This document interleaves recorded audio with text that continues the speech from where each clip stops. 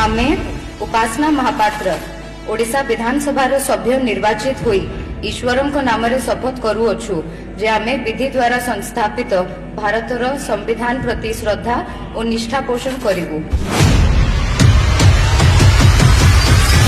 नुआगाँ स्थित केरांडिया सीएचसी रे medical superintendent deputation रे थिबा जोगु मेडिकल एडमिनिस्ट्रेशन रे इनएफिशिएंसी होची बरम रोगी सेवारे मध्य त्रुटि होची। According to CAG report 2024 Odisha रे खनि क्षेत्र रे बहुत इरेगुलारिटीज हबा सह 22,000 कोटी टंका ठारू अधिक रो रेवेन्यू लॉस मध्य हेची। अनेक समय रे कोनोसी यांत्रिक त्रुटि जोगु विद्युत विभ्राट हेले तुरंत विद्युत संजोग स्थापन करिवारे अनेक विलंब होची। जो माने मां मानंकु वोट बैंक पॉलिटिक्स पाई व्यवहार करिसंती आज सेही माने विधानसभा रे हो हल्ला करूचंती। मु होची पाइको माटी ब्रह्मगिरी रो प्रतिनिधि जो माटी रे बक्सी जगबंधु विद्याधर महापात्र ब्रह्मरवर राय जन्म ग्रहण करिथिले।